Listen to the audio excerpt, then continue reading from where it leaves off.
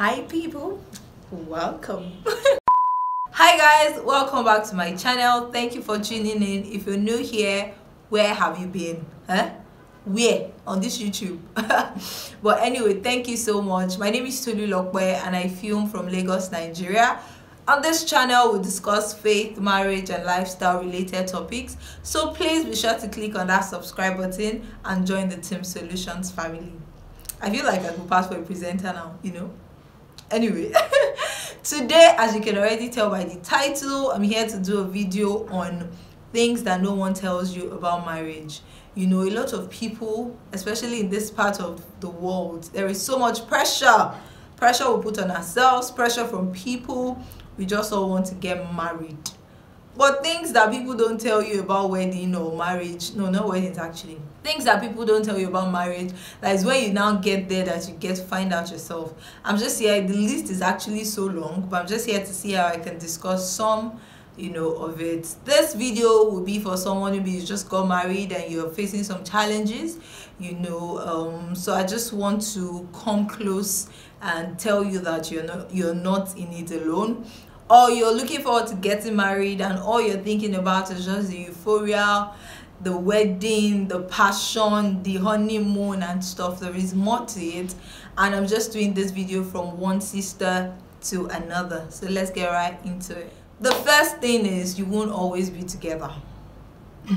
I think that I got to know a bit about this because I was in a long distance relationship, so this was not new to me. But there's some people that, you know, you're in a relationship and then maybe you live in the same state, you live so close to one another, and you think that that's how it's going to be for the rest of your life. Sis, no.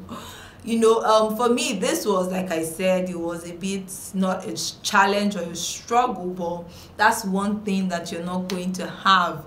Yes, your partner is going to be your companion, but you have to learn that whenever they're around, you should take in the moment, soak it in, enjoy it, because tomorrow they might be out of town.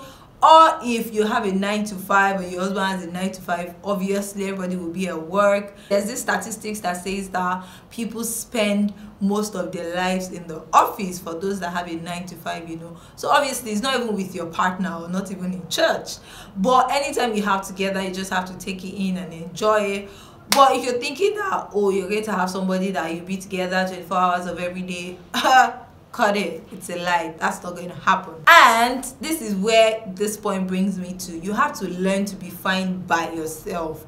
This is one thing that I tell a lot of single ladies that ask me, you know, how do they learn to be fine themselves? I feel like finding your purpose is one of the beautiful things before getting married. If you're married and you're yet to find it, please keep looking.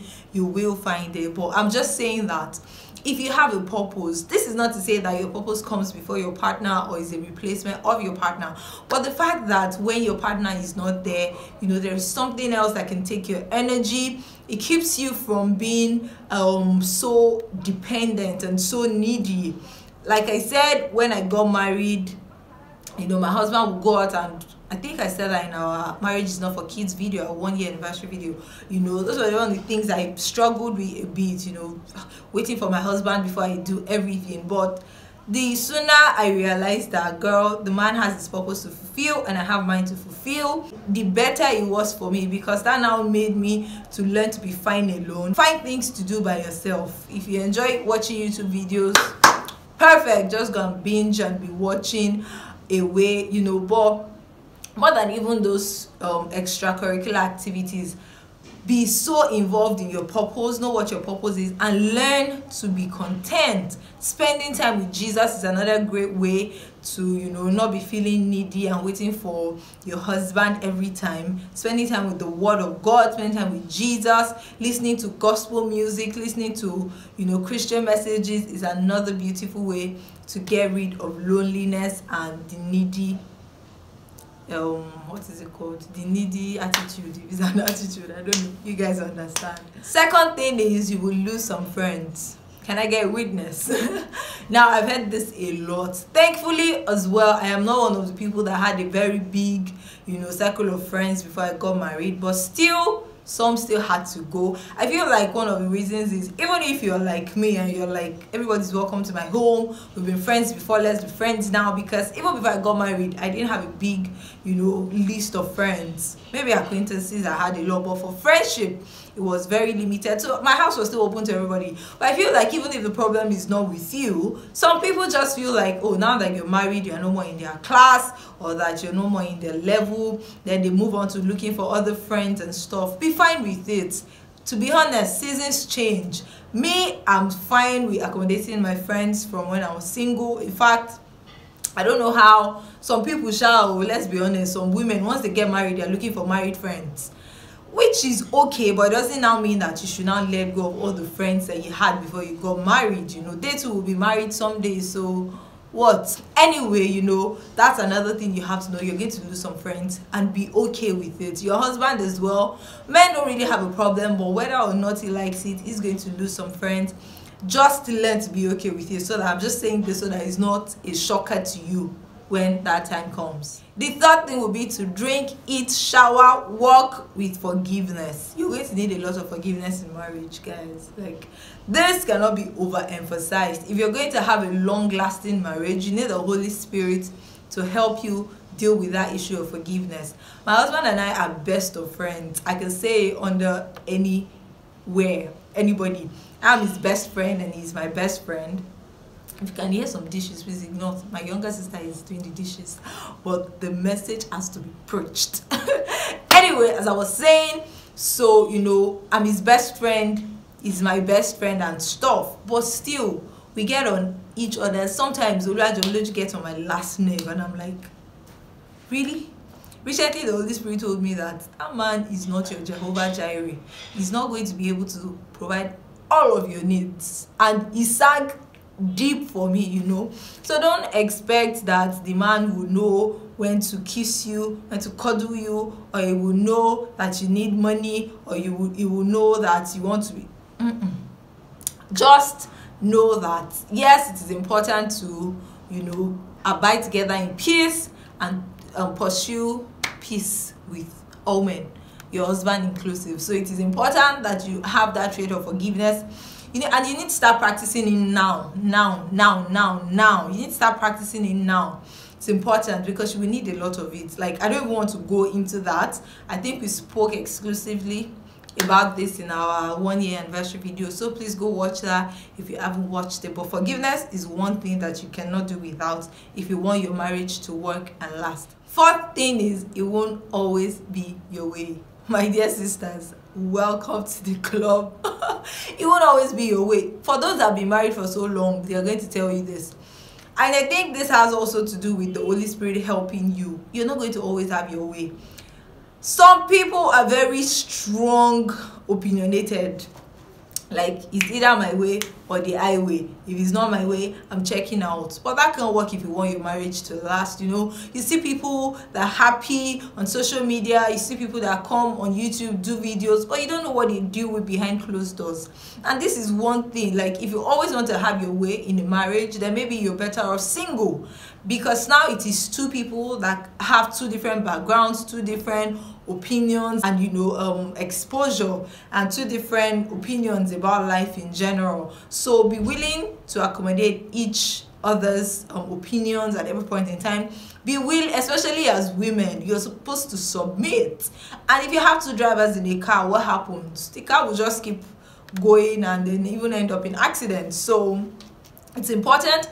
And this is why it is important to marry somebody that you trust his judgment. I keep saying this because if you already trust his judgment, it's easy for you to say, okay, if that's what you want, that's fine, and you'll be fine with it. You just contribute your own. A wise man will also take part of your opinion and use it to, form the basis of what you guys need to do at that point in time. But even if it doesn't, and you can't always have your way, my sister. Simple and short. That's it. The next thing is, have it in mind that people change. See, when I was going to get married, I read something by somebody I respect so much, actually, and this is not to say that she's not a woman of God anymore, but she was like, oh, make sure that when you want to get married, have it in mind that even if this person does not change for the rest of your life, of his life, be willing to live with him, and that makes sense really. But the truth is, people change, things change people. If I don't change in my first year or second year of marriage, in my third year I could change. It could be as little as my attitude to food, it could be as little as my husband's reaction to money, you know. I'm just saying, people change, and that's one thing you have to constantly remind yourself of. Don't be startled by change in your partner, but find a way to walk into it. It's for better or worse really. So if they change for the better, then the luck is on you, you are blessed. But if they change for the better on the other side, you know, then you have to find a way to talk to them through it and be patient and graceful through it. Lastly, I'm going to talk about sex. Sex is not on the daily dose, contrary to popular opinion. Guys, stolen bread is sweet. You know, when people are in relationships and then they're having sex before marriage, because that's the enemy's way of tricking you that, oh, you're doing the right thing. Stolen bread is sweet. It's in the Bible. I'm going to look for the passage and put it on the screen. But he does not know that. It's not the goal. Sex in marriage is not going to be on a daily basis. If you have it on a daily basis, applaud, say. But in reality, you know, even if you want to, time will not permit, schedules will not permit, and stuff like that. And that's one thing people don't tell you about marriage. You just think that you come and then somebody is going to meet all of your needs, emotional needs, sexual needs, financial needs. It's not true. It's not true, my sister. Let me be honest with you. You know, but these are just some of the things I feel like a lot of people are delusioned about. They just feel like, oh, I'm going to get married and they have a companion, they have a master, in quotes. No, those things are just fallacies and fantasies. It doesn't quite always happen like that. With that, I have come to the end of this video. You guys should suggest videos that you want me to film on this channel. I hardly say that, and that's not really right, because I'm speaking with you guys, and you know, most importantly, I want to share content that you guys enjoy and things that you guys need. So please feel free and suggest in the comment section below if there is any video or any area you want me to concentrate on, and I will do that for you guys, because you're Team Solutions and I love you, but God loves you more. Take care and see you in the next one. Bye.